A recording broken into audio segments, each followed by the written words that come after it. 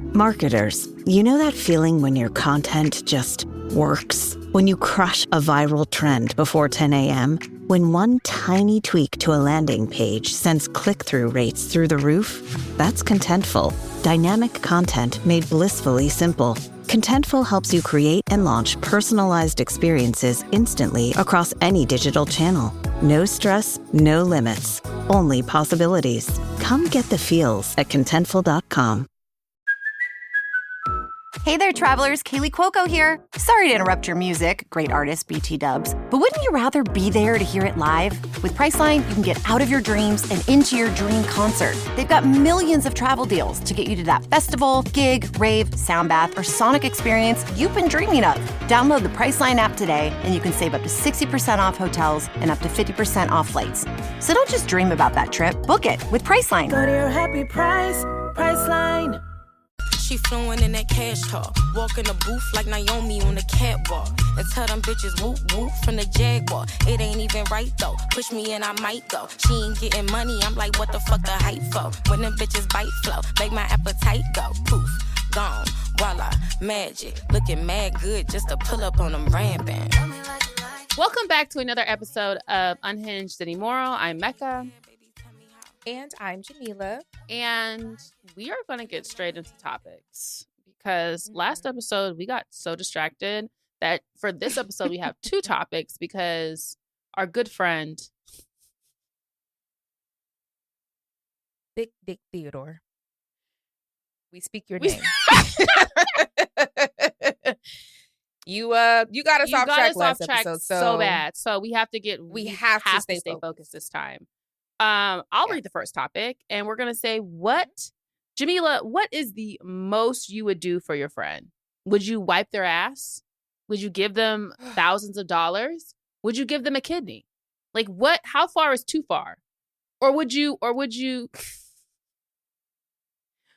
like B. Simone and watch them struggle and then bring them on the podcast? I was going to say, unlike B. Simone, I do. and make your friend talk about how we watched her struggle. Yikes.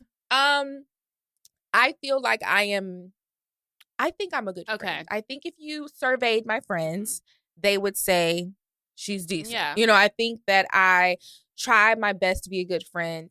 I would go pretty far for my friends. No shade. Like when when your parents say, would you jump off a bridge if your friends did so? Probably. Like why did they do it? You know what I'm saying? Like I would do some things because my friends did it. I would totally give my friends a kidney. What, we only need one, right? Right. Like I would tell when it comes to organ donation, if y'all need a sliver of liver, I got you. I'm gonna say yeah, only because I've had the same group of friends since like I haven't got no new friends. My newest friend is Joe, and that's been like a year. And that's like in Texas and everything. But like my core main group, I met in high school and college, and we're fucking almost 30. Same. So I don't think anyone's switching. Like if you or Akusi, Elantra, I see myself giving bitches kidneys. I wouldn't even think about it. Yeah, like y'all could definitely have a kid. This is why I need to stop shortening words. Because like, sometimes you have a kid. Would you have a kid for me? Would you be my surrogate? Well, no. You like babies and you like dueling. That doesn't mean I would be pregnant for you. That's fair. No shade. Because pregnancy is a lot. Yeah. It's a lot. What if I paid you? And still no. I would never be a surrogate. Fuck. Literally, you can't use my body as incubator for your child. Thanks. Yeah, no thanks. Like, and I am always so gagged to see that people do surrogacy. Yeah. Like for the right price. I'm always very gagged because although I had a seemingly, regular pregnancy, I didn't have too many complications.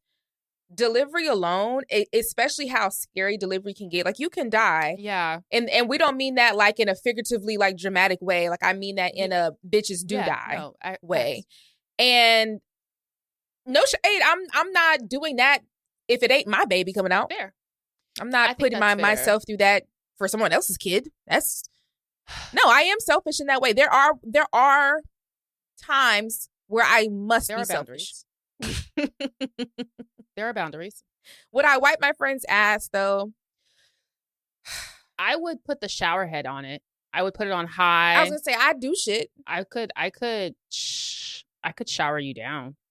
I could definitely bidet you. I don't think I want to get my hand and swipe up your asshole.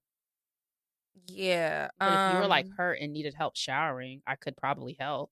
I don't even think that's that weird. I don't think that's weird. No. Especially like it's just like, you know. Like if you think about it, like when Alexis went and got surgery and she was needing a friend to go with her. Like that's the type of shit she would be doing though. You're not actually wiping ass, but you're kind of helping someone because they can't move. Kind of help and assist in the ass wiping. Yeah. What's something that you wouldn't do? So we already said like I wouldn't be a surrogate. What's something that's just a little too far for you when it comes to being a friend? I wouldn't fuck my friend's man. Well, I think that I would hope that that's sometimes the girls do it. Here's something that would be too far for me. That would. I'm trying to figure out how we got there because so this is where I was thinking. What's too far in I think you misread the I know. question. I did. I misread. Do you mean as if your friend asked you to fuck her man? Yeah, but like also I'm thinking like, fuck, who was talking about this? We were talking about sharing men. Oh, fuck, Huda in Love Island. Although I share a body with one of my very good friends, we were 1 in college, 2 we talked about it in depth. And the situation was like, she was basically like, he fucks so good. You're coming off a breakup and you're heartbroken and you need to be fucked. And I dare you to text this guy. That's like what boys do. But that's what boys do. So I was like, we were really just on some nigga shit. Like we were on some boy shit. Yeah. I would not date no one though who has previously dated my friend. I've seen that happen in friend groups where it's like you date a person who used to date one of your homegirls and everyone acts like it's like, not weird. And I wouldn't do that. It just seems like it would be. I feel like white people do it a lot. Whenever you're watching those movies and it's like they get with someone who it's like they dated 4 or 5 years ago. They have different cultural norms. It's a cultural norm for white people. I'm like, I don't like that. I wouldn't do that. So that is something I would not do.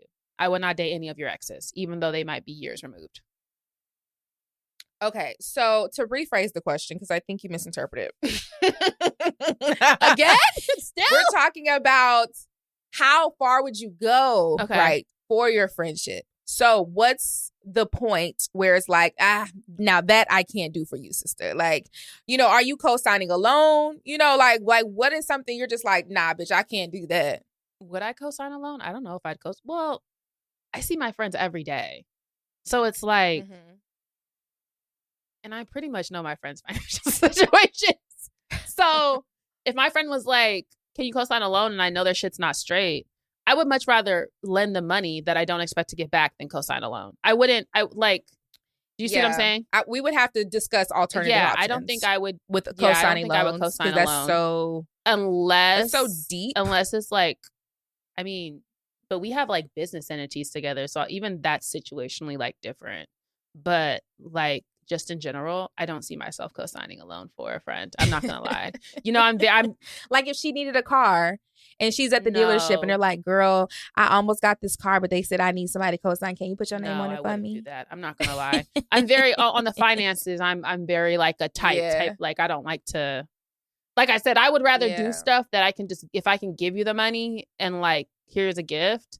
But a long-term stuff where we have to be attached. I don't even plan to be too attached to my husband. Like, I don't even want, like, financially, like, I don't even want too much. Like, I want to be an individual. Seriously. Yeah, I think, honestly, that it's kind of shitty to ask somebody to co-sign loan if you're their friend. Because now you're putting them in an awkward situation. Because it's like, you're positioning them to be the bad guy. And I don't like when people do that. I don't like when people put people up on this weird random pedestal to then be let down. So then they can be like, oh, you wouldn't do this for me, or you're not this, you're not that deep. And then it turns into this, oh, you're not really real, you're not really down. And so I think that you also have to be very cautious of the things that people ask you to do for you and think about why the hell would they ever ask me to do that? You know what I'm saying? Like, it'll just save you a lot of drama, I think. Yeah, but I don't think it's weird for friends to ask friends for money. I don't. I've just given like regular money. No, I've given friends money. I've definitely given friends money. Yeah, I don't think it's weird to ask friends for money, especially if you have the dynamic. Like I know which friends are going to pay me back too. Do you see them? Like I'm I know who's paying me back and who's paying me back in a reasonable amount of time. Like, also, sure. I think it's levels, obviously, of friendship. So I'm not asking. There's certain I wouldn't even consider. You're not asking your level 10 friend for money. Or you gotta ask if you're gonna ask a bitch for money, it got to be your bitch. You know what I'm saying? Like some stuff is like that's reserved. Why are you asking a level 10 friend for a loan? Just go sign your loan. That's crazy as fuck. Honestly, that doesn't make any sense. And that would actually scare me. Yeah, no, you just don't care. I'd feel like if again, I would be more inclined to sign a loan. I'm not saying I would, but like for someone. I would totally think about it. I would think about it. Yeah, if I'm seeing you every day, I know what you're doing. But then even then, people get weird and will duck and dodge. You never know. But yeah, and to be honest, no one would ask me to co-sign a loan because I don't have good credit. Spoiler alert. We did some things in our early 20s. Don't worry, guys. We're getting it together. That's part of the reason I bought a car brand new so I could pay my note on time. Listen, I have a home. I have a car. I have me a little credit card. I'm okay. You know what I'm saying? I don't need the credit at this moment. You know, so it's like it's a work in progress. But I think we should start being a little bit more honest. You know, like everybody don't have that 750, 800. Some of you bitches got bad credit just like me. And it's okay. That don't mean you broke. It don't mean that you don't have anything. It don't mean that you're not worth anything. It just means that you don't be paying bitches back all the time. And same. You be right. I don't. Same. There's several collections in my name. I mean, honestly, what's so funny about mine is the collections I have. The reason my credit's going up because I literally just waited for them to drop off. Like they're all that's from what I do all the time. My credit goes through phases. They're literally all from when I was like 22. I'm 29. It's over with. You're done. Yep. Everything comes in waves and phases. So you kind of just have to, that's why I don't want people to stress too much on credit, but also the people who try so hard to like pay for their credit to get better, you're probably wasting your money. Because sometimes when you pay shit off, it doesn't even help. You have to just increase your credit limit and just pay things like just start doing better. You trying to pay these people to fix your credit? You're wasting. You could be paying money down your credit cards with the money that you're paying. Yeah, you could just be, or just do the long game and just wait for it to fall off. But I mean, either way. And you can dispute those collections on your own. Yeah, because that's all they're definitely doing. Did. I definitely got some shit to fall off. Just disputing it through. What's that shit? What's the app? Credit Karma. I would be on there every couple weeks. When it would, or file for bankruptcy. I don't even want to get too far into that because I've considered. I said I'm considering doing it before I get big. Before I get big, I'm not opposed to it. I gotta done lots of research. I'm gonna go talk to somebody before I do it. But I said before shit. I was gonna say one thing about it when that real money start coming in. I'm filing for that bankruptcy. We gonna just start from scratch, bitch. Fuck all that other shit. Y'all ain't getting it. Y'all ain't getting that bitch out of me. Yeah, no. Fuck y'all. I'm glad that we're here on that. I saw the way that I was watching how they did the Better Drake when they were talking about how he had filed for bankruptcy. I said, oh, y'all gonna have to field day with me because you're gonna get on here and say, Mecca, you filed for bankruptcy and did. And needed to start over. Now I have I'm gonna do the 50 Cent. 50 Cent did that shit went and hid all his goddamn assets and filed. Yeah. I was gonna say there's a reason that people do it. Like it's actually a very smart thing to do if you're super, super in debt. And some of these people be thousands and thousands, millions, and thousands and thousands of dollars in debt. You know you can't pay that back. Just go ahead and file that rupsy. File for rupsy. They're not getting it back. You know it and I know it. Right. Do you plan on dying tomorrow? Because even if you die, you know it's going to be transferred to your family. Like someone has to pay that shit. Yeah. I'm not doing that. I'm trying to think about what else would I not like? What's too far for me to do for a friend? Would you take a charge for a friend? Type shit. Very quick, no. I don't think I would tell on you. I don't think I would tell on anybody. Okay. God, would I do a crime with a friend? It depends on the friend. But I don't believe as a ID 2020 ass bitch, I don't want to do no crimes with nobody. Like if we do a crime together, I'm gonna have to consider getting you up out of here. And if you're my friend, yeah, I would look at you crazy if you asked me to ride with you to do some bullshit. You know what I'm saying? I would literally be like, what? Exactly. And I'm also that type of friend. Like, I'm not doing that with you. No. You get what I'm saying? Yeah, I'm not doing that. So it's like, no, I don't see myself. I don't see myself ratting. Now, if the police come knocking, I don't know it. I don't know anything. Unless you murder somebody, I have to tell. Well, it depends on the situation. Unless they really deserved it. I gotta be honest. I don't know if I would say anything. Oh, I don't know. If they killed someone innocent, I wouldn't want to know. I wouldn't want to know the details. Mecca, you're going down, bitch. I'm not. I mean, what? Somebody interrogate Mecca today. I mean, I would be like, I don't know anything. I want to speak to my lawyer, and the conversation's over. Like, I am such a. The thing is, I've watched so much of the crime ID channel that something that agitates me so bad is when people let the police get in their head and be like, if you ask for a lawyer, you look suspicious. I don't give a fuck. Yeah, one thing about me, girl, fuck your lawyer. Where the fuck is my lawyer? And if you keep talking, I'm taking everybody for everything they got in this bitch. Yeah, you're never getting me with that bullshit. I watch way too much Where's TV. my lawyer? Are you kidding me? I need a lawyer present today. I damn near said that shit when I went to ticket court. Hello? I need a lawyer.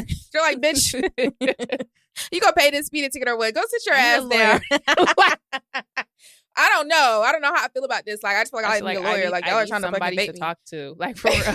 Like, I know my civil rights. I don't know. Like, I'm just so scared of getting got. Like, I just feel like that's the master plan. Well, it depends on what the case is. Because a lot of time, people knowing, unless you're like very, very close, like not involved, but like, it just depends on the situation for them to say, we're going to hit you with a charge for just knowing. Yeah. Like, you have to really be involved in some way. You have to actually for them to be like, we're going to hit you with a charge. If you just know or heard it through the grapevine, you literally can be like, I don't fucking know. I don't fucking know.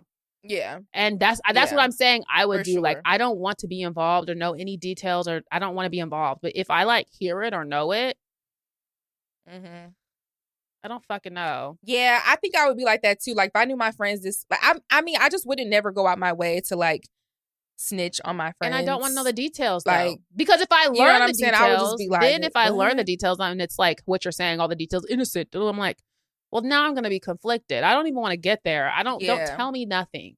Please. I need plausible deniability. If I did a crime, I wouldn't even tell my friends or my mom, because I wouldn't want them involved in no way. If I did a crime, I probably would tell my friends. Unfortunately, I can't keep anything from them. I have tried, and I can only last for so long, and then I just explode. We're going to take a break. Y'all know we have been booked and busy lately, and one thing about it, I'm never looking forward to cooking dinner. So I'm so glad we finally discovered HelloFresh. Summer is the season of doing things and enjoyment. This summer, HelloFresh has made it even easier to enjoy delicious, healthy, and homemade quality meals with their new ready-made meals. These heat and go HelloFresh meals are chef-crafted, flavorful, delicious, ready in just 3 minutes. So you can dig in and do summer right. Every HelloFresh meal uses high-quality ingredients, including seasonal fresh produce, proteins that travel from the farm to your doorstep, and are simple with easy-to-follow recipe cards or simple heat 'em and eat 'em options. Delivered right to your doorstep and so flexible that you can pause or skip whenever you need it. And I've really enjoyed the creamy Tuscan spaghetti and meatballs. It was quite delicious. Make your summer enjoyable and delicious by signing up for HelloFresh at hellofresh.com/unhinged10fm and get 10 free meals with a free item for life. That's hellofresh.com/unhinged10fm for 10 free meals and a free item in every box. hellofresh.com/unhinged10fm. 1 per box with active subscription. Free meals are applied as a discount on the first box. New subscribers only. Varies by plan. Living with schizophrenia isn't easy, especially when you're not getting relief from some of your symptoms. It can be hard when you're still dealing with symptoms, like hearing voices or seeing things that aren't there. And negative symptoms, like feeling unmotivated or avoiding social situations. If this sounds familiar, it might be time to talk to your healthcare provider and explore a different kind of schizophrenia treatment. Discover your possibilities at treatingscz.com. And we're back. Do you think your parents would snitch on you if you did like a crazy crime? Ooh. It depends on the crime. It really depends on the crime. I'm leaning more so on no, though.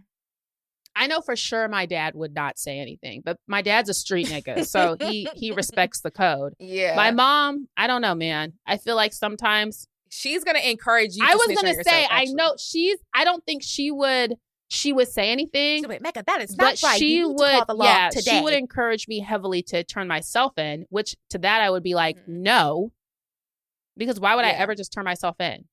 That's stupid. Yeah, I think my parents would be, first of all, this would stress my parents the fuck out. They would just be so goddamn stressed trying to figure out, but they would literally try to figure out a way to like, let me be free. Yeah. Like, I don't think that they know I could not survive in prison.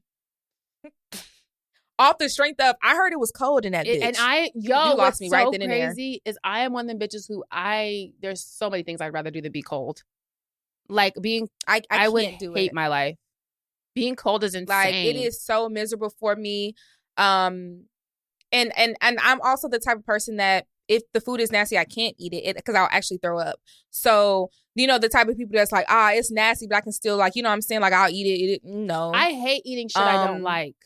That's like, honestly, when I was a kid and you know how, like, if you didn't like something, your parents would make you eat it. I'm staying there. It so bad. Granted, this didn't... And I would put on a whole performance. Granted, this didn't happen a lot because I was a chunky kid and very much enjoyed eating. But when it was something I didn't like, I was like, please. Like, no, bruh. I don't want it. I don't want cauliflower. My mom would fucking hate cauliflower. Cauliflower is kind of good. You don't like the buffalo fried wing imitation? I hate fake ass meat. Like, have you had Beyond Meat? No. I just had some the other day at the movie night. Yes, and it's just like it might as well have been meat. Is what it should be called. But it tastes like meat. That's the point. So it's not meat. No, it doesn't. Jamila, yes, it does. It tastes like should have been meat. Like it's almost meat, but it's not. So you could have just ate meat. Exactly. But you just need to put some cheese on it or something, and it'll be like meat. It's okay. Cheese fixes everything. No. Yuck. I hate that fucking impossible shit. Like, what is it? And then if you ever stare at it too long, it has too many holes in it for me, and I have that phobia of holes. The hole phobia? I've never actually looked at it. What are you talking about, when it's cooked or when it's like... No, when it's cooked. Just bite it and look into it deeply and it will disturb you. I'm that type of person. I inspect everything that I eat. I'm also a smeller. Do you smell your food before you eat it? Apparently it's disrespectful, but guess what? I don't know. I never did, but Darrington was like that when we were growing up, and he used to always get in trouble because it definitely looks like it looks like you're disgusted with the food. I just never understood how is that disrespectful. Because it's like, I don't know. It's like, I'm not going to eat this. You're smelling it. Like, bitch, I do that with ice cream. I don't know. It's a habit. I literally have to. But you know, like, your taste buds is connected to your nose. So it probably is when you smell it, you can taste it better. I don't care about all these new ass fucking rules. I want to smell my food before I eat it. And I don't even know what it is. It just is something that I do. Even when I cook, I do it. It's not even like I'm looking for something to be wrong. It's genuinely just like a habit. I don't know what it is. It's how it's going to taste because, like I said, your smell, since the smell is connected to taste. Yeah, I was going to say, I think it's also a sensory thing. I've realized as I get older, and this is something that I didn't even have a word for until recently, I am very strongly connected to my senses, specifically touch. I realize I actually have sensory issues. Like very intense sensory issues. Certain textures I cannot touch. What's the texture you can't touch? It literally sends shivers down my spine. There's a certain microfiber texture, like, you know those microfiber towels that are like smooth. Yes, I cannot. But they're touch like them. Smooth. Yes, but they're not at the same time. I can't explain it. They have a certain staticky texture if you rub them on your hand like this. Yeah, I kind of know what you're talking about. That's how they're able to dry you off. Yeah, I hate it. I hate that texture of microfiber. Yeah. Of course, I don't like stale wetness. I don't like things that are wet at all unless it makes sense. Contextual wetness is my term that I have coined. What else don't I like? There's certain sounds that I literally What's a will rip sound my that you skin off hate? if What's I a hear. sound? Styrofoam touching. What does that even sound like?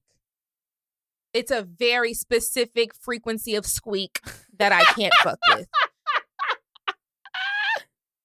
It hurts. It hurts my belly button. Actually, it's connected. Everything is connected to my belly button. And this is my second part of this conversation where I always say, I always ask people, have you touched your belly button? Do you ever like touch your belly button? My belly button is like the key to my soul, I think. Whoa. Everything is connected to my belly button. I will feel things in my belly button, and it sometimes will connect to my coochie as well. My belly button is connected to my coochie. Very strange. I will give you there. Like sometimes if you push too hard back in your belly button, you can feel it in your cooch. Do you know what I'm talking about? And sometimes you can just like ding-a-ding-a-ding-a-ding-a-ding. Like masturbate with your belly button. That's you said ding a ding a ding a ding a ding at all what I was talking about. I just meant digging in your belly. You just feel it. It's just like, it's very sensory. It's almost like connecting one with your body. Yeah, that's why the chakras. It's like I'm almost reminded that I am a human being when I dig in my belly button. Like everything is connected, and like you can feel this and this. It's such a nerve. It's like the nerves are just jumping. It's like, ooh, actually, let me do it. I'm here. That gave orgasm though.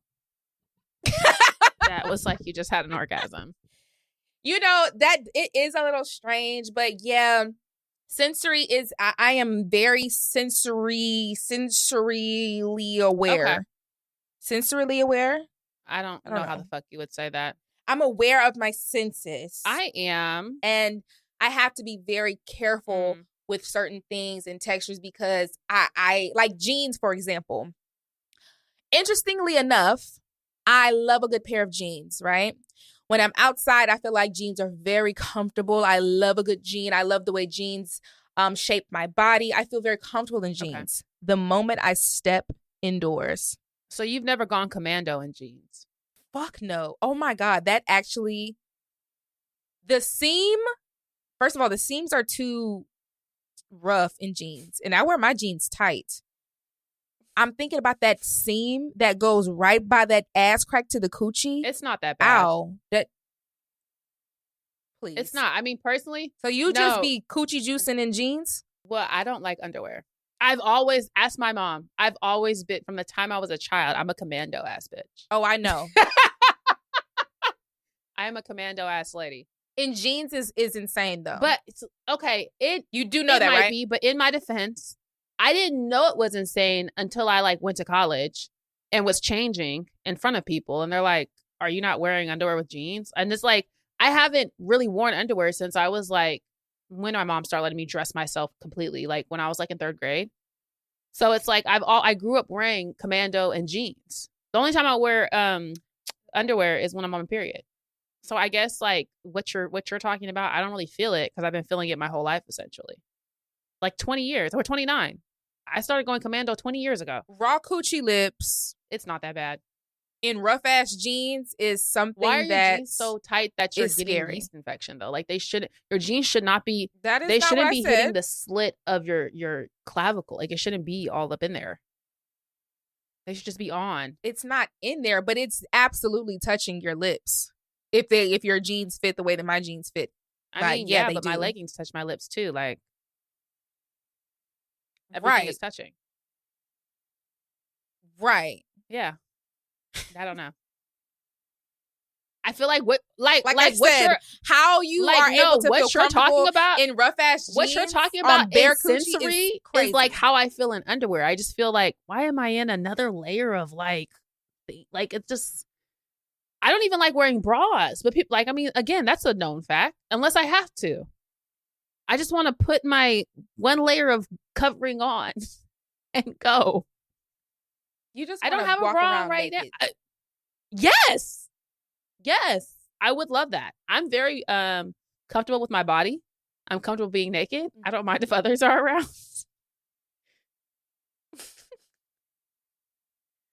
Another day of Mecca showing us how freaked out she is. Why do we sexualize being naked? I just had a naked mom. So I'm just really like, and obviously, and I 1,000% feel like it has to do with your mom. Was your mom like actively naked around you? I wouldn't say actively naked. I seen her naked a lot, but she wasn't walking around just the entire house butt ass naked. No. My mom wasn't doing that either, but my mom was also like underwear and t-shirt, like at nighttime for like going to sleep and stuff.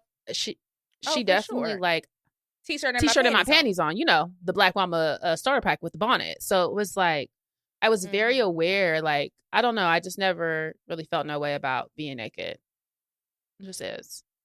But there's no like sexual thing behind it. I don't feel like they're always connected, although they are sometimes. We're going to take a break. Rated T for teen. Each year, thousands of adults lose their shred. It's an epidemic simply known as shred loss. But it doesn't have to be this way. Because rekindling your shred is as easy as playing the new Tony Hawk's Pro Skater 3 and 4. With new parks, cross-platform multiplayer, and sick new game modes, we can put an end to shred loss everywhere. Get the new Tony Hawk's Pro Skater 3 and 4 and show the world that the shred's not dead. Pre-order Tony Hawk's Pro Skater 3 and 4 and play the Foundry demo. And we're back. Okay, Mecca, what is your favorite niche fun fact? One of my favorite niche fun facts, I know a bunch of niche fun facts, but something I love so bad is that the owner of Little Caesars was paying Rosa Parks' rent for the latter half of her life. That is so random. So part of the reason I love it is because it's so random, because like the owner of Little Caesars was some white guy. Little Caesars hot and ready pizza is also so random. Like of all the pizza chains, the struggle pizza.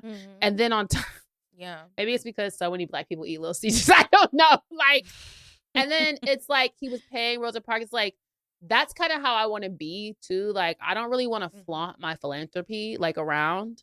Like, I want to just, and mind you, we didn't find out until both of them died. That was the thing. Even when she died, we didn't know. It wasn't until he died that was something that came out. And it's like, I just want to die and people be like, oh my God, she was actually being such a good person this entire time.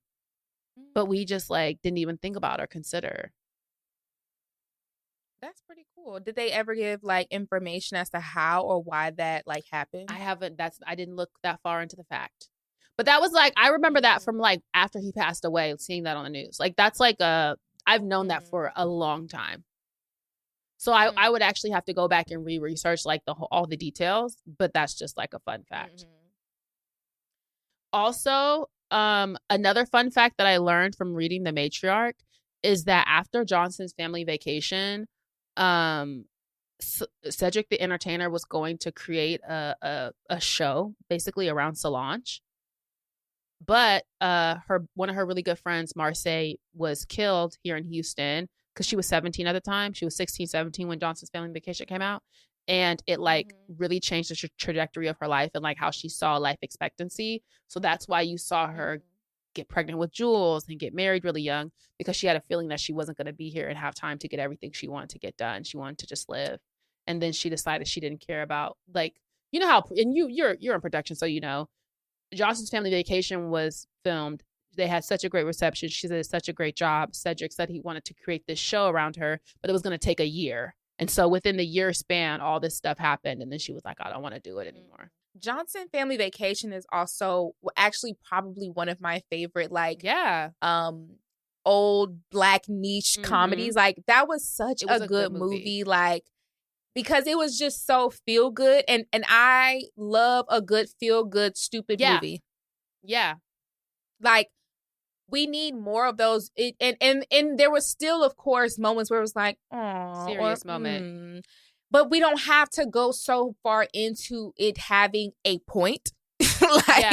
You know, find your central theme and plot and make it as stupid as possible. That's what comedy is for. Comedy is meant to make you feel good. It's not meant to make you overthink it. I hate when people try to overdo comedy and overthink comedy. Like, no, it's supposed to be feel good. It's supposed to be funny. It's supposed to be lighthearted. And everybody's supposed to leave the theater talking about something that was funny as fuck. Not, oh, so what do you think about this joke? And how do you think? I think what's happened, you know, back in the day, there was only a handful, and I can't think of all their names right now, but there was only a handful of comics who were smart. You know what I'm saying? Like back in the day, a lot of people did more so slapstick comedy that was like very surface level, just get the laugh right quick. And you only had a contingency of 2 or 3 comics who were like actually making your audience think. And this comedian's for smart people. Now we see the pendulum shift and everyone wants to be the comedian for smart people. And everybody wants to have this dry humor. And it's, you know what I'm noticing? Let's wet that shit up. Honestly, when I first started on TikTok, just because I am the way that I am, I know I built my audience off of smart humor, quote unquote, just because like I would be talking, maybe I drop a joke or whatever. Now that I feel like, and Jamila too, we're way too perceived to be like smart. I'm getting more back into like just a simple joke and then videos go up. It don't gotta be. I've always just like I appreciate dry humor in general, especially in aspects of when that's people's natural personality. Like there are people I know in real life that have a natural, dry, humored, very like almost stale personality that it works with them. But when it comes to like watching things on TV, that gets boring very so quickly. I like me some good wet humor. I mean, think of all this long-term successful people who, you know, have, hate to say it, he's in hot water, but Tyler Perry. It's not deep. It doesn't have to be deep to be like received or appreciated. And in sitcoms, that dry, the wet humor works really well. And the thing that I think about a lot now that I know that fun fact, after I went back and watched Jonathan's Family Vacation like in the last couple of weeks after I read that. And then Bring It On, All or Nothing was my favorite Bring It On. Like of all the Bring It Ons, that was my favorite one, which we know is Solange and Hayden Panettiere. I was like, damn. If Solange had ended up doing this show, I do think the trajectory of her life, she would have probably ended up in music anyway, but she would have definitely been like an actress. Acting, because she could act. Sure. Like, and she was good. She was good.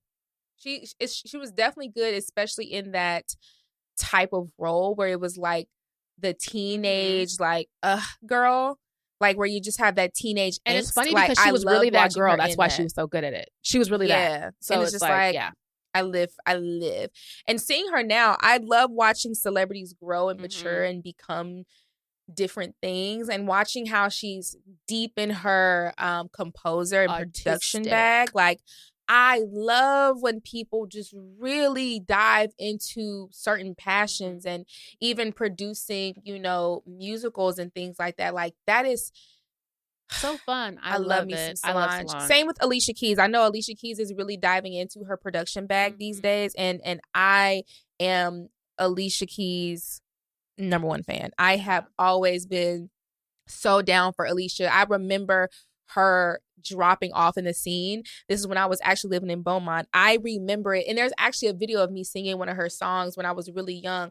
I remember this lady popping up out of nowhere with them goddamn braids. I remember it happening, and I loved her at such a young age. And because her dropping off in the scene, I don't think the kids understand how actually lit it was to see somebody mainstream with fucking braids as their standard hairstyle. Braids and played piano.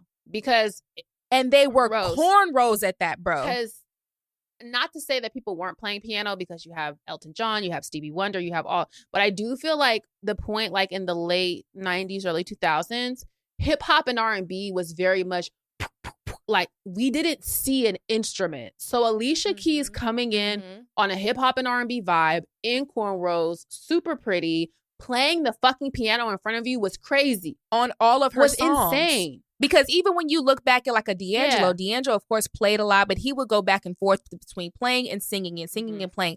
Alicia sat down at that grand piano every single time and would play and sing. So much so that songs in the key of A minor was all her. Oh my gosh. I could go on a tangent. I can go on for days and talk about how incredibly talented Alicia Keys is and how amazing she is. Like, a whole generation of kids play piano because of Alicia Keys. Yeah, absolutely. Like, she really inspired a lot of people. Like, she is definitely one of the people who inspired me to play the Keys piano. Is not her last name. The Keys was for the piano. Like, hello? I was like, I don't even get it yet. I have always loved her, and I've always wanted to be like her. Like, she is literally one of the reasons why I started playing the piano in the first place, and just learning music in that way, because I enjoy musicians. And this is no shade. Take it as shade. Unfortunately, you don't have to be a musician anymore to be an artist. And because of that, there's just a disconnect with some of the music. There is just something that's not really connecting for me with a lot of the music over the past 10 years. There has been a separation of musicianship from the music. And that comes from the actual artist itself, but also specifically the composers of the song tracks in and of itself. Because nowadays, the majority of music that we hear is produced from a computer. There's not a lot of live instrumentation. There's not a lot of actual composers. And that stuff is just really important to me as a music nerd. I do want to see more people learn how to read music, learn how to play instruments, learn how to sing vocally in a classical manner, only because there's art that it needs to be preserved by learning this skill of music. And I want you guys to go to class, and I want you guys to put your babies in music lessons, because the music we have now, it's not bad. It doesn't compare. I mean, it could be better. And there's a reason for that. But, okay. Did you come up with a niche fact? I'm not sure how we got here. We said niche facts. How did we end up on Alicia Keys? Oh, Solange. I don't know. And Solange. Oh. Yes, composer and Alicia Keys. I just need to know how we got there. So my little fun fact is, when F. Gary Gray was directing one of my absolute favorite movies, which is Set It Off, the budget was dangerously low. And I'm talking about low, baby. That was a low budget film. And because it was a low budget film, what happens is you don't have a lot of opportunities to do things over. So the infamous scene where Queen Latifah runs their car into the bank, that was all shot one time. Wow. And one time only, because they could only afford to do it once. That's a crazy fun fact. And I love that because it worked out so well, and it's like it just kind of had to. Yeah. Dang. And I love that scene. And they was busting through them damn LA streets, baby. With that. I think it was like it was a sad fact about Queen Latifah. A sad fun fact about Queen Latifah? Fact. It's actually quite sad. About her brother? She bought him the motorcycle that he died on. That's sad. And the key she wears around her neck is the key from the motorcycle. I didn't know that. Yeah. That's super sad. Yeah. That's why she always wears it. Yeah, that's always sad. I hate when people like lose siblings. Yeah, I can't imagine. I don't even want to think about it. Yeah, it's I can't even. But I guess speaking about losing siblings, since we're there, Nelly lost his sister, right? If you remember, Nelly's sister died in, I believe, 2004. The reason I know this so intently is because in 2004, I do believe it was 2004, me and my sister went to the grocery store, H-E-B, with my grandmother. We sat in the car as we were, I think we had just finished. Yep, we had just finished grocery shopping. We put all the things in the car. We are sitting in the car, and next thing you know, Jazz sees a tour bus. The tour bus is for Fat Joe, because Fat Joe was on tour with Nelly. The reason that we saw that tour bus is because the tour was canceled because of Nelly's sister's passing. We saw the tour bus. We absolutely wanted to meet Fat Joe. Well, I did, because I was obsessed at that time. Fat Joe? I grabbed a receipt from my grandmother, the receipt that she had just purchased all her food from, and a pen, because one thing you know, back in the day, grandmothers always had pens on them. And I ran into H-E-B, and I searched every aisle until I found Fat Joe. I found Fat Joe, and I said, Fat Joe. And he said, hey, little mama. I said, hey, can I get your autograph? And before he could get my autograph, there were these two ladies who were trying to get his attention, and they were acting like some damn chicken heads, and they were being so ridiculously rude. And I remember that Fat Joe said, chill. It's a little girl here. He grabs the receipt. He gives me his autograph. And I went back to the car. And I saved that receipt for many years until I lost it at some point. But yes, that was my fun fact of myself for several years. I met Fat Joe at HEB. That's why Fat Joe. The funniest part about me meeting Fat Joe at HEB is, in fact, them leaving HEB with 4 baskets of food.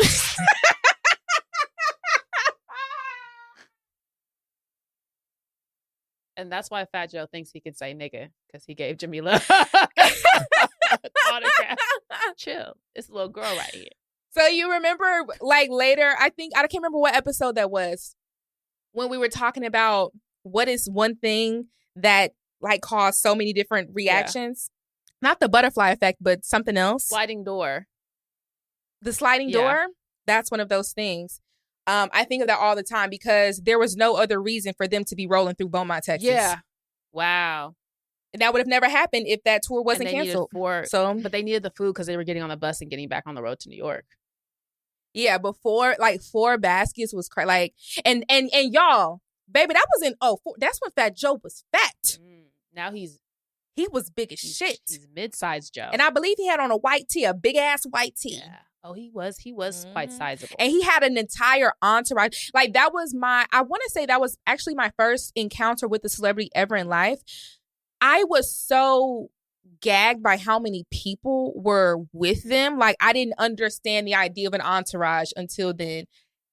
They roll deep, baby. It was so many of them. And it was so many people also, like, trying to talk to him and stuff. But because I was a kid, I did get, a little bit of privilege. And I skipped everybody. And I said, Fat Joe. Like Riley off the Boondock. Fat Joe. Hey, Fat Joe. Can you sign my receipt? Child, chill. It's a little girl right here. Do people still ask for autographs? I haven't seen anyone ask for, I would ask for Beyonce's autograph. Like, I know the thing is pictures, and I'm going to ask for pictures too, but, like, do people still ask for autographs? Like, people can't even write cursive anymore, so why would they ask for an autograph? I've been practicing writing my name my entire life. I was going to say, I have not practiced my autograph for this long for people not to ask. I just knew I was going to be famous. I have a special, you know how, like, first of all, my name's Mecca, so it's very much giving one name moniker. But, like, I was so inspired by the way Selena did her autograph that I do, like, a big M and then ECCA. I used to practice my autograph so much. Like, my siblings know down. It was so many autographs to me. And it's just like, I'm no shade, guys. The next person that comes up to me, can you ask me for an autograph? Like, I need to give one. Like, I have never given an autograph. And, like, I want people to ask me. Like, I've practiced and it's really good. Like, I have a really good one. Well, we can end it on, like, 1 in every 4 or 5 people on the continent of Asia is a descendant of Genghis Khan. Because he was fucking so much.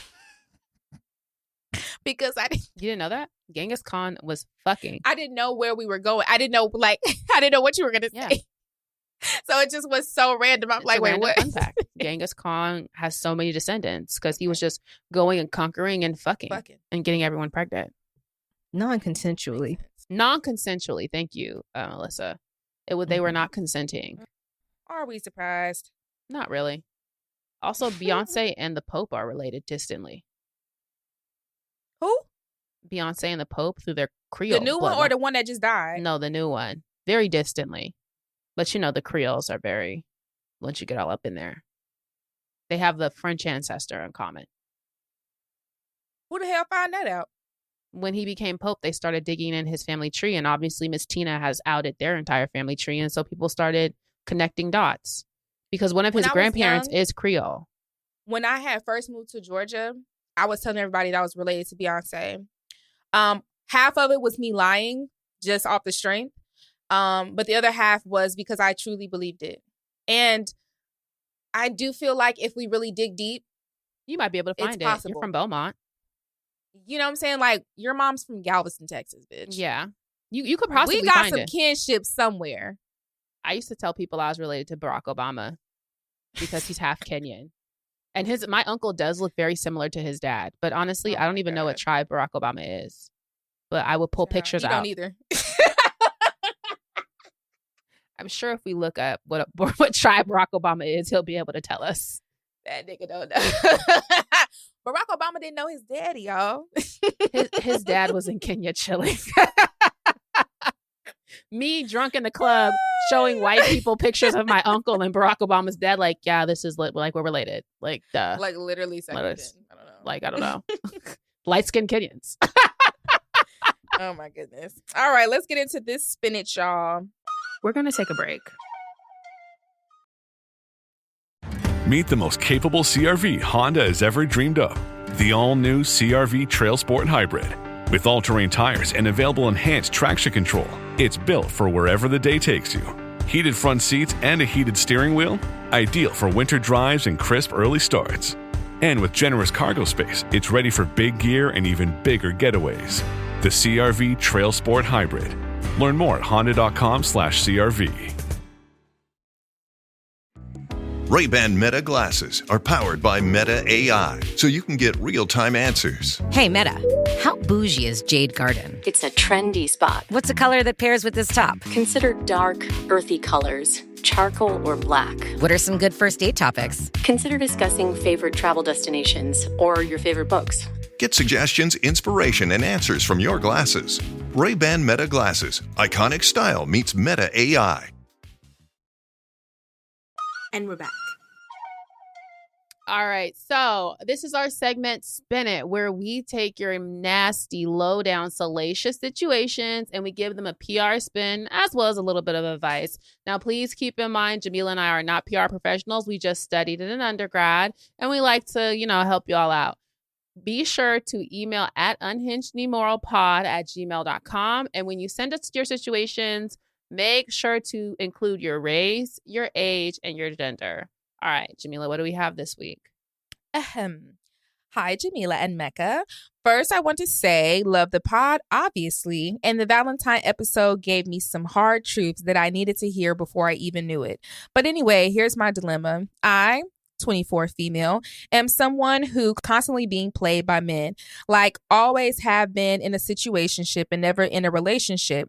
So when I got the opportunity to move to a different state for a contracted job that caters to college age students, I saw it as a new lease on my career and my love life. When I originally came out here, January 13th, I was mainly looking for queer relationships because I am bisexual. But literally on my first day here, I matched with a man on Hinge and pretty quickly set up a date with him 2 days later. We can call him Dan, 22. The date went pretty well, and he was pretty different from the guys I actually went for as a younger, dorkier, not looking for hookups, and pretty intellectual. Despite a promise to myself, I implemented a 3 to 5 date rule. I fucked him after the first date because after I saw what he was packing, I couldn't resist. We hung almost every day after that and would plan dates around our schedules. I would sleep over, drive him to work. Okay. And 2 weeks in, he even said, "I love you" during sex, which I did not reciprocate. Anyway, he had told me about his past relationship and how she was pretty abusive towards him mentally, verbally, and sometimes even physically. So I took that as a sign to keep things slow, but still show interest and not full-blown lover girl like I normally do when I'm really feeling somebody. Which apparently was a mistake on my end because I started feeling him pull away exactly a month after our first date. At first, I didn't think much of it because we had been on opposite schedules and had planned a Valentine's date and even had sex on the 14th. But 10 days later, he sat me down to have a conversation about wanting to stay just friends. I assumed the way he framed the conversation that he wasn't interested in dating at all and wanted to heal from his past trauma. When I saw a photo of him post sleepover cuddled up with his coworker with SZA's BMF playing 4 days post combo, I absolutely lost it. We had another sit down conversation the next day where he expressed to me that he assumed I just wanted to hook up, and it felt more like friends with benefits, even though I had expressed that I wanted something monogamous, and I was tired of hookups during our mini pillow talk conversations. Y'all be long-winded. He said the pull away that happened around the 16th was because his coworker, Mickey, 18, kissed him and had expressed that she had always liked him. And so he decided to pursue a relationship with her despite knowing me first. They met a week after our initial date, but he insisted they had always been friends before she ever made her first move. I am not good at being played. So at the end of the conversation, I told him my period was late, which it was, and then took a pregnancy test the next day and tampered with the test. He tampered with the test. Tampered with the test, so they had the results I wanted. It led to a whole week-long debacle that ended with me actually scheduling a pregnancy confirmation with an OB 40 minutes away, which he insisted on attending with me. I found out that even though my test turned out negative, I did experience a chemical pregnancy and would have a miscarriage, quote unquote, which was not the news I expected. Let me pause right there. A medical pregnancy is essentially when your body tests positive for those hormones. However, it's not really latching and it's not ever going to be a thorough pregnancy. And sometimes if you do an early pregnancy test, it'll test positive. However, it's not an actual pregnancy. And therefore, when your period comes, it will evacuate. But it's not, I don't want to say it's not a real pregnancy, but, just to give you guys the information. Okay. That's why she had a quote unquote miscarriage, because it's not necessarily like a heavy classified as that. Yeah. I had about an hour-long breakdown in the car with him before I could gather myself to drive us back home. Here's where I feel like I need some navigation through post-pregnancy test, pre-appointment. He had done a complete 180 in how he talked to me and was still actively going on some dates with his girlfriend that he was taking me on months prior, but post-appointment, he's done a 360 and has even ignored his girlfriend's text while spending time with me. I am the type of bitch to never stand on business. I can't do this. And want to reach out. Oh my God. The self-awareness is taking me out. And want to reach out, but all of my friends and even my roommates are saying to cut this man off. I am not made a little, you messed that up, sis. I don't know what you're trying to say. The little girl he's with, but I want to prolong this man's misery without reproach. The little girl he's with. Okay. Because she is a little girl, and I'm going to get to that because that's what I've been sitting on this entire finish. But I want to prolong this man's misery without reproach, which is tricky because we all live in the same apartment complex and work with the same company. You should have led with that. Y'all be leaving this. Now that y'all have all that information, what should I do? And what would you have done in this situation? Okay. P.S. She didn't know about the whole pregnancy situation and did not know about him coming to the appointment with me either. He said he told her about me, so I feel like if I go to her about anything, I would look like a crazy bitch, and I'm trying to be mature about the situation. Thanks in advance. Okay, so she also included that she's working, it's essentially an internship program, very similar to like a Love Island type of love triangle bullshit. Which is why they all live in the same complex. Yeah, so that's why they all stay in together. Now, you put so much in there that we have to discuss. I actually don't know where to begin. Can I start? Yes. Call back to Thick Dick Theodore last week. Anytime you said you're 24, this young man's 22, and his girlfriend, the girl who's been going in between you and the girl, is 18. Already I'm like, okay, 18 and 22, you wasn't in high school at the same time. Talking about you been friends. What you had been friends with an 18-year-old and you been grown for 4 years. Because where would you have been friends? Y'all wasn't in high school together. Already, when he chose up, he's going to choose the younger, dumber bitch. No shade to the 18-year-olds, but you're the younger, dumber bitch. You are. And you're older than him. That's also a thing. So you're less likely to be he can't play with you, although it sounds like he kind of is. But I was going to say although. But you're self-aware about that. So, okay, Jamila, you go. That's where I wanted to start. It's so much. I kind of paused when you said you were taking him to work because, and let me be very clear. I am not the type of person that is super strict on gender roles at all. Mm-hmm. And I've said that multiple times. I am not super like, oh, I have to be a girl and feminine energy and he has to be a man and a provider. I'm not all like that at all. Like I try to distance myself from the very strict gender rules. However, when it comes to dating, there are things that you have to be aware of and how that can play into you looking like a dumbass bitch. And you taking a nigga to work every motherfucking day is insane. Is very clear way for you to be viewed as a dumbass bitch. Why are Thus you as driving such, he's him to playing work? you as such. You come across as the doormat, the bitch that he can just fuck, get something out of, and leave and not take you seriously. And you're positioning yourself to allow that. You know what I'm saying? This whole, I told him my period was late, but I also tampered with the pregnancy test, but then I also ended up having a chemical pregnancy. So I made it. Oh, wait. So okay, let me tell you, I thought that I was tripping. So she said she tampered with the pregnancy test. Yes. I've done that She before. wanted it to say positive, but the thing is, she said her period was late. So she told him it was late, but because she wanted to really lock him in, she wanted to have a pregnancy test that tested positive as well. So she tampered with the test.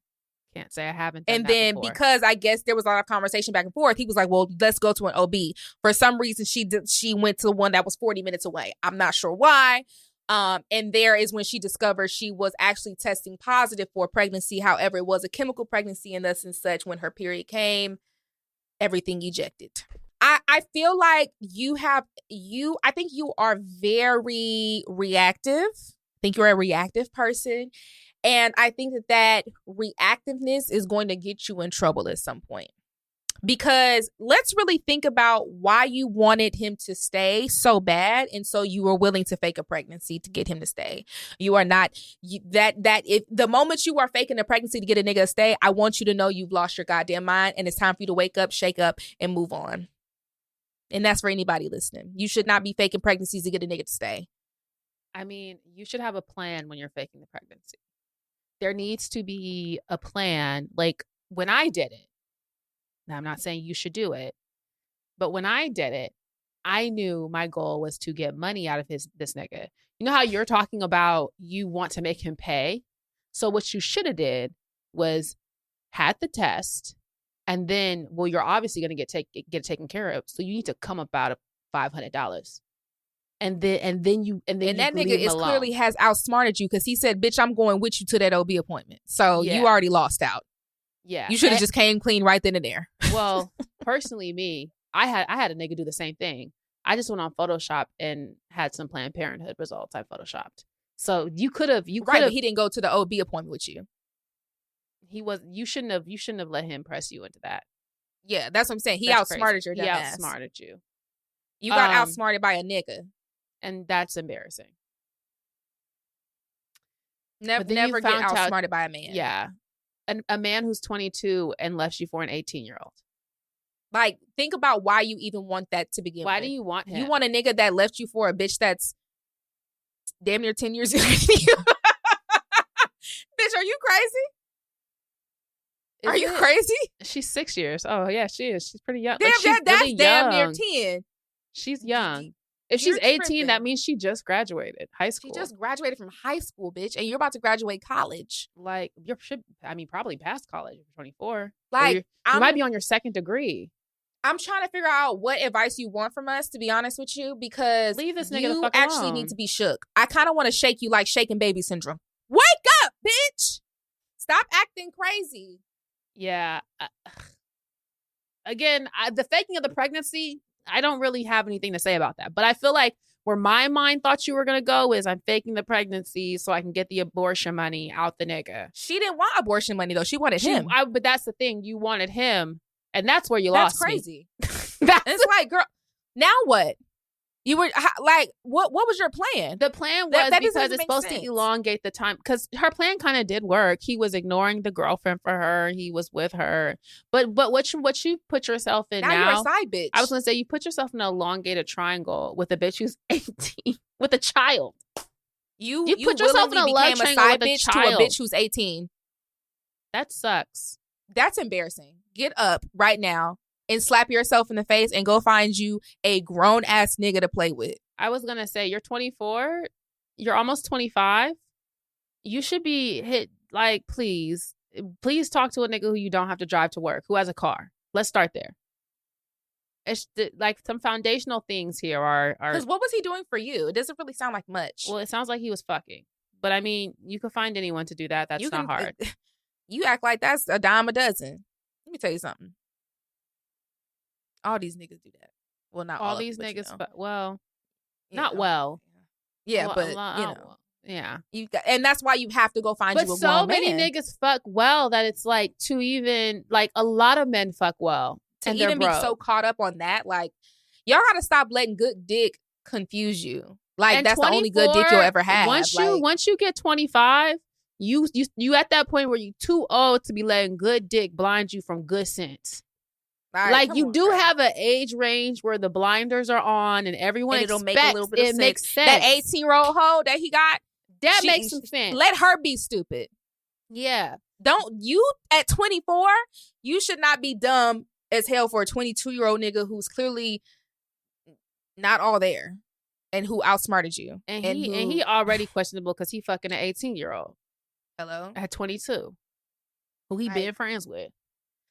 Been friends with. And like, why were you, what you mean you been friends with? I have so many like, child, please get away from this nigga and let this little nigga walk. Please. It's yeah.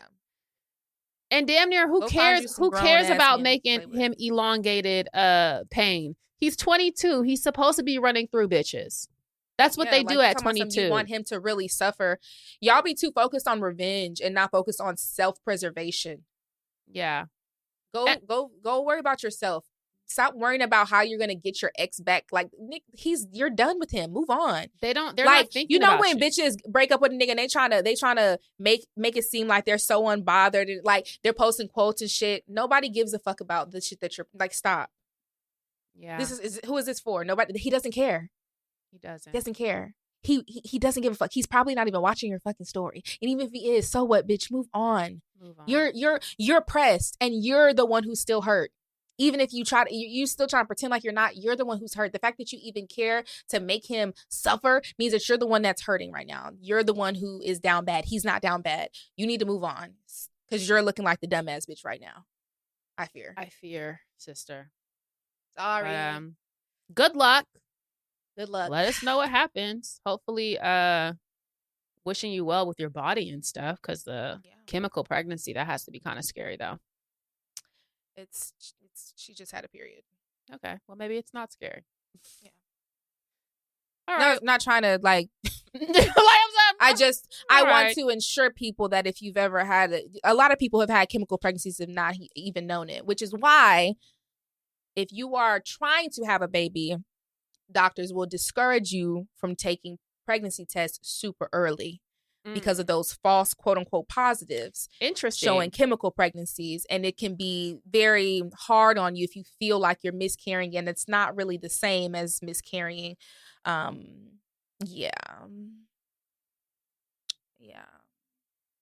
Okay. Well, let's read the comments. There's your biology doula lesson for information. Today. Thank you, Jamila. All righty. So we are going to get straight into some of these comments that y'all have been leaving us. Please keep leaving your comments. We love to see it. Okay, all right, I'm going to read some from Spotify. This is from Soraya. The way y'all just reminded me of the time I saw a man in all black watching me and my sister sleep. And when I went and told my mom, she just told me to turn on the TV and go back to sleep. I wonder if your mama seen the man too. It'd be like that sometimes. Your mom probably knew exactly what man you was just talking don't worry about. About it, baby. Just go to bed. She knew exactly what you was talking about. Damn. E.C. Gregson, 2004 babies are still Gen Z, I promise. I don't know what the breakdown is with y'all. I don't know, child. Cassandra said the way Jamila says puss is everything. _D_ says, I can attest to quote unquote spooky kids seeing spirits and unnatural experiences run in my family. We never spoke of it until we realized that we all had the same unsettled spirit visiting us at night, the night my aunt passed. Listen, I'm telling you, them babies see things. The Lord Douglas said, woo, got me crying in the kitchen listening to y'all talk about allowing yourself to feel emotions. Love y'all down. We love you as well. All right. YouTube, Spooky Kid said, Sherry412 said, Happy Juneteenth, everyone. Kiera Lachey said, not Noah tapped into his sixth sense. Imani Jackson 3091 said, Borders probably doesn't even remember Borders, the bookstore. Erica Tyson -TE5PG said, Barnes, leave that young lady alone. Young DJ said, me, a 2004 baby watching this with like the standing emoji. Shay's Divine Tarot said, my toddler points at my grandma, laughs, giggles, and blushed. Mind you, my grandma passed 2 years prior. Yep. Kiana B96 said, Mecca's mom reminds me of how I am as a parent already. I'm a school counselor, so I'm always big on feel those feelings, but do not let it consume your life. Love this conversation. Exactly. And that's the point, young ladies. Do not let it consume your life. Feel it and move the fuck on. Another great episode. Please make sure you guys are purchasing the merch. Yeah. We want you guys dripped out and you and I merch, and we will have another drop soon. Yes. I'm trying to think if it'll have dropped by this time. Let's say yes. We have designs. So go check out the new merch in the bank that we could. So yeah, I don't see why not. I'll just say yeah. We'll have new merch dropping. So go ahead and support that. Make sure you guys are subscribed to the Patreon. And as always, we'll see you guys every Thursday. Bye.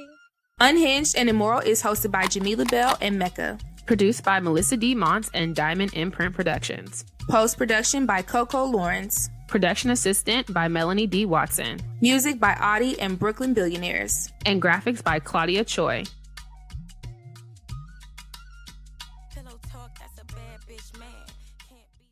Hey, this is Chess from The Wandering Hearts, and this is Our House. From our new album, Deja Vu, We Have All Been Here Before. Our house is a very, very, very fine house with 2 cats in the yard. Life used to be so hard. It's all the classics you know, including Teach Your Children. Teach your children well. Their father's help did slowly go by. And Carry On. Rejoice, rejoice, we have no choice but to carry on. Be sure to check out Deja Vu by The Wandering Hearts wherever you stream your music.